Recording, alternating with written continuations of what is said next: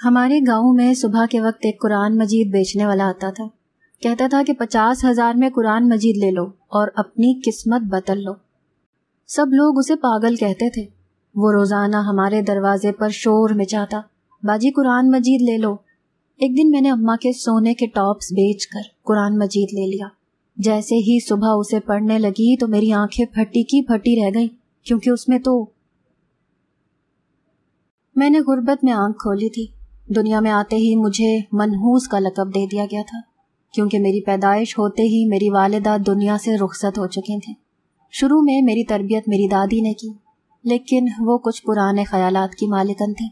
ہر وقت مجھے کوستی رہتی، کہتی تو کرم جلی ہے، پیدا ہوتے ہی تو نے ماں کو کھا لیا.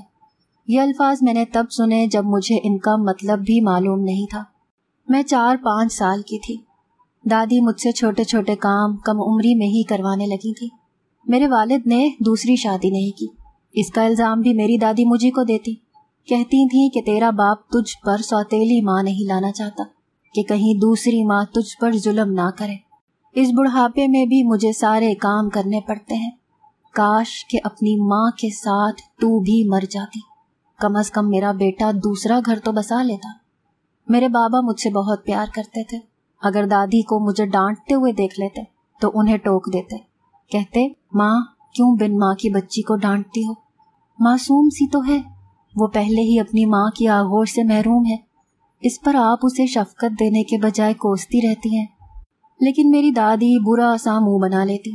بابا کے سامنے تو کچھ نہ کہتی، لیکن ان کے پیچھے مجھے پھر سے ایسی جلی کٹی سناتی رہتی کہ مجھے لگتا تھا کہ یہ باتیں شاید ایسی ہی ہوتی ہیں. میں نے بچپن سے دادی کو یہی باتیں کرتے سنا تھا. مجھے یہ بھی لگنے لگا تھا کہ میں واقعی منحوس ہوں، جو میرے پیدا ہوتے ہی اس گھر میں مشکلات اور آزمائشیں شروع ہو گئی.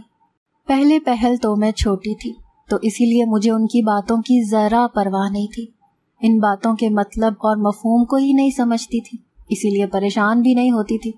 لیکن اب میں 8 سال کی تھی، اسی لیے دادی کی باتیں مجھے بری لگنے لگی تھیں.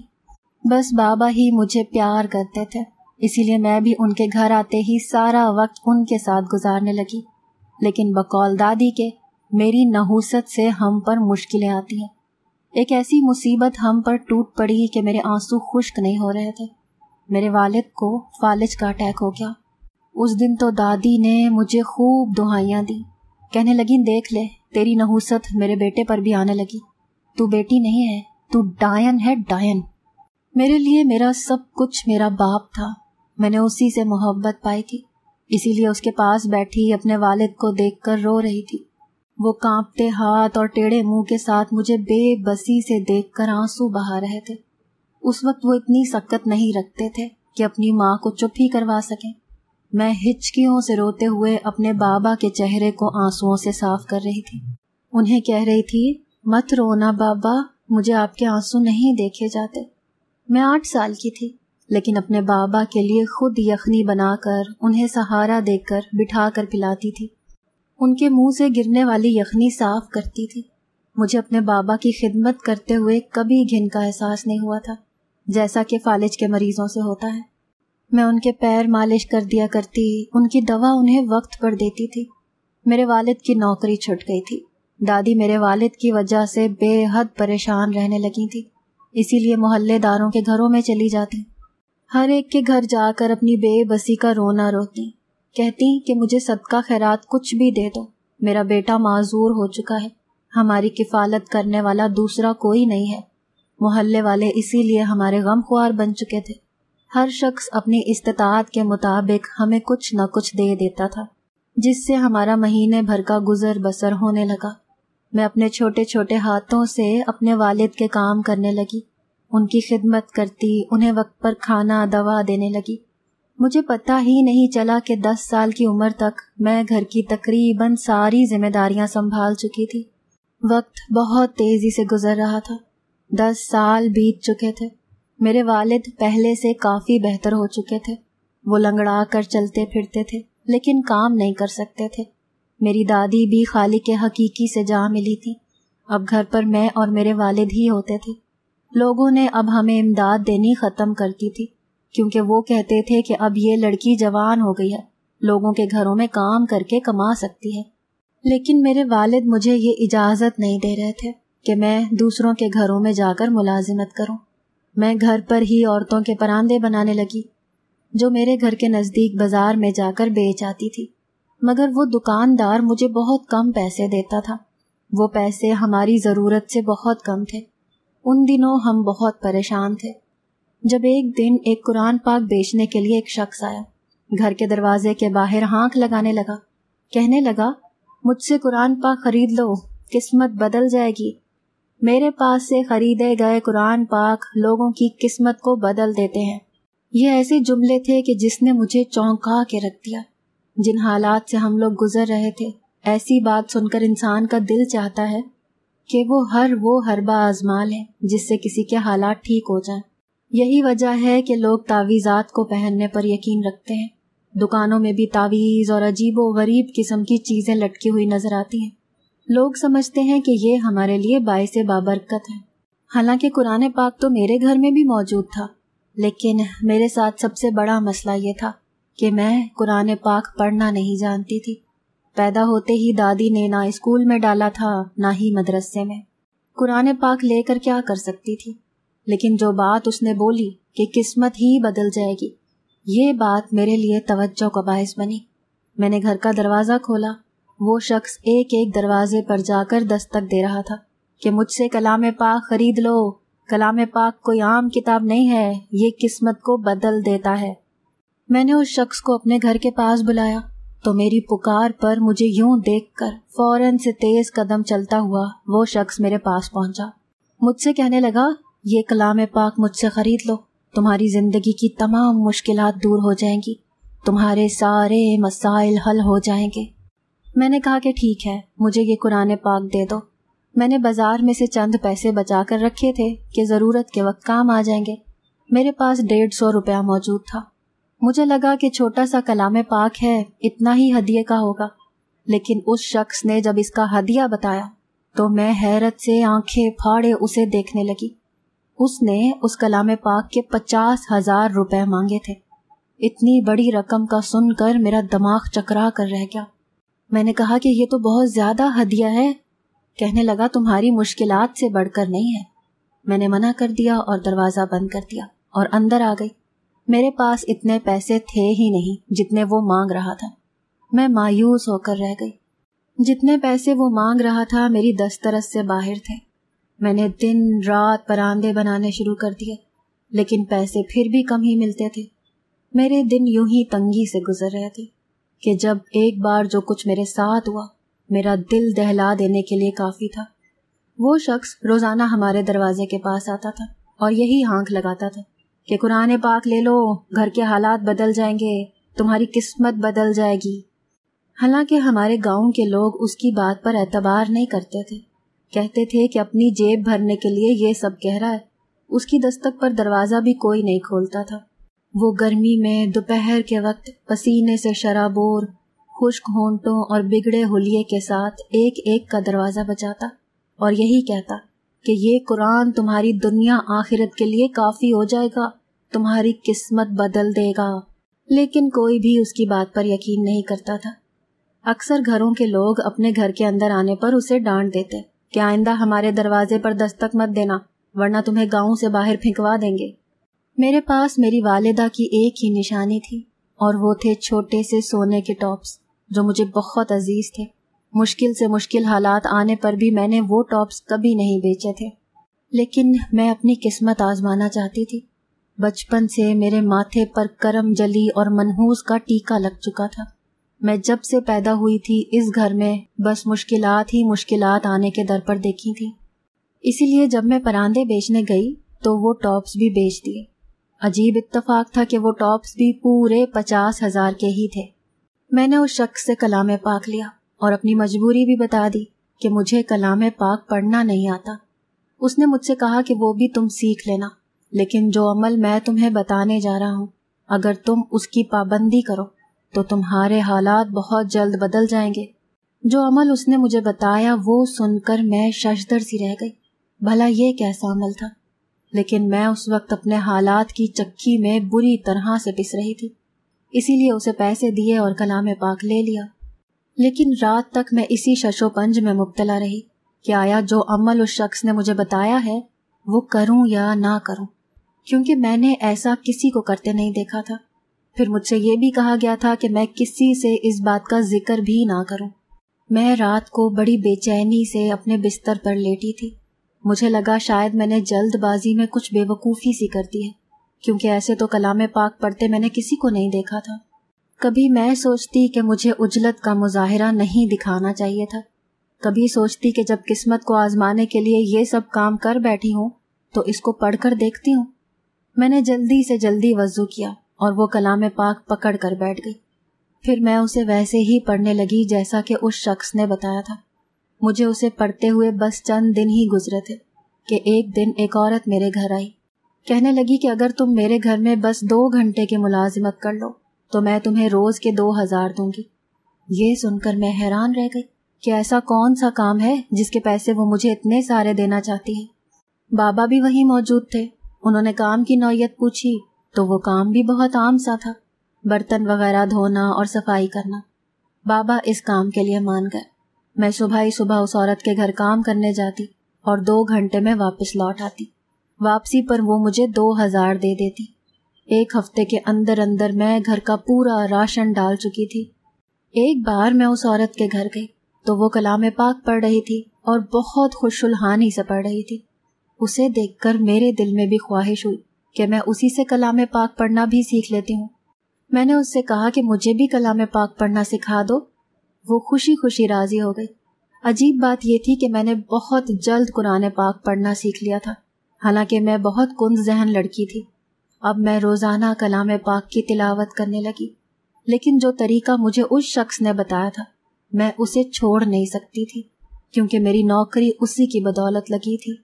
کئی بار میرے دل میں خیال آیا کہ میں اس عورت سے یہ پوچھوں کہ جس طریقے سے مجھے اس شخص نے قرآن پڑھنے کو کہا ہے کیا وہ طریقہ درست ہے، لیکن میں یہ کہتے کہتے اسی لیے رک جاتی کیونکہ اس نے مجھے یہ سب کہنے سے منع کیا تھا۔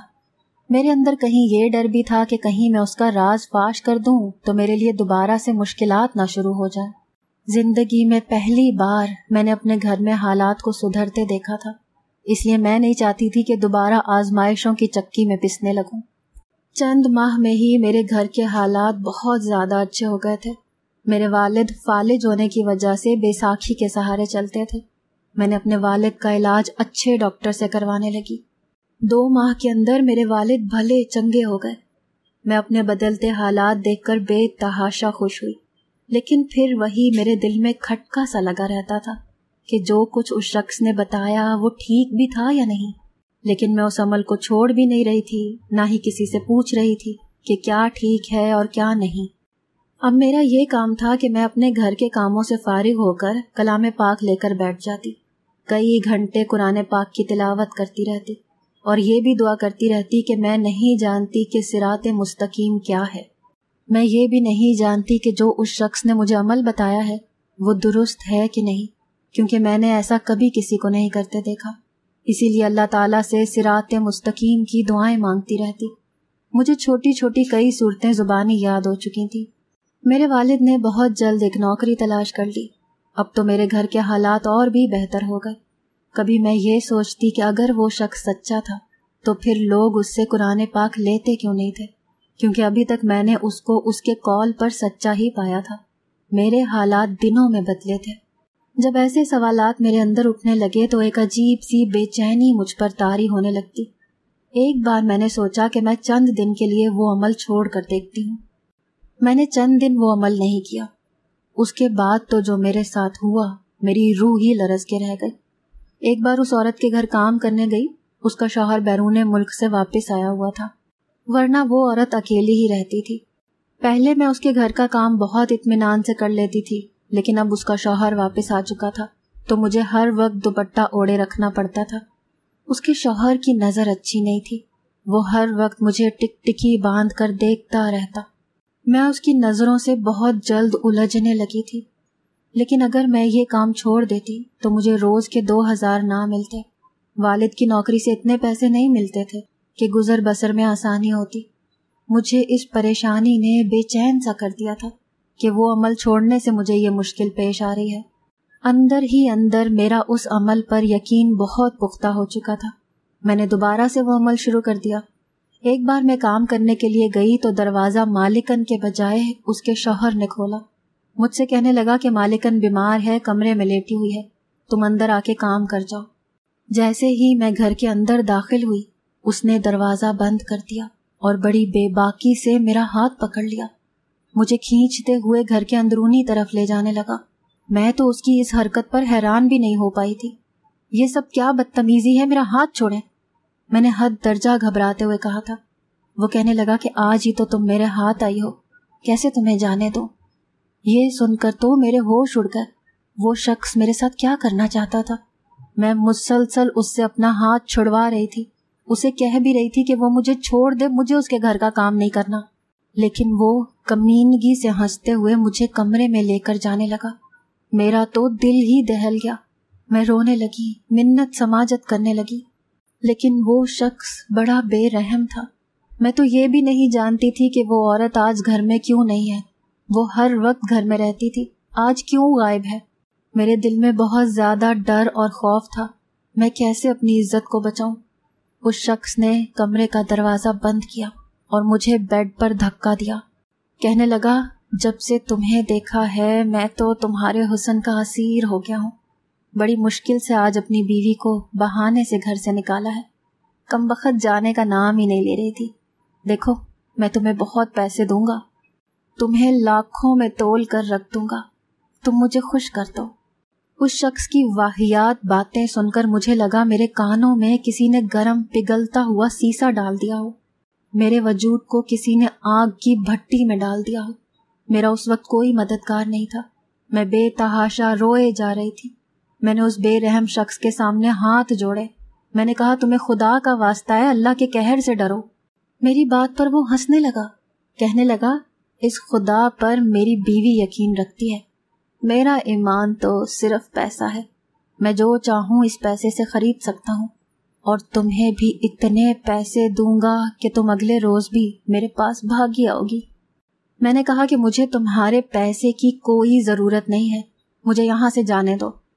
کہنے لگا کہ مجھ سے ذرا بھی رحم کی امید مت رکھنا، میرا دل تم پر آ گیا ہے، جب تک میں تمہارے ساتھ وقت نہیں گزار لوں گا مجھے چین نہیں آئے گا۔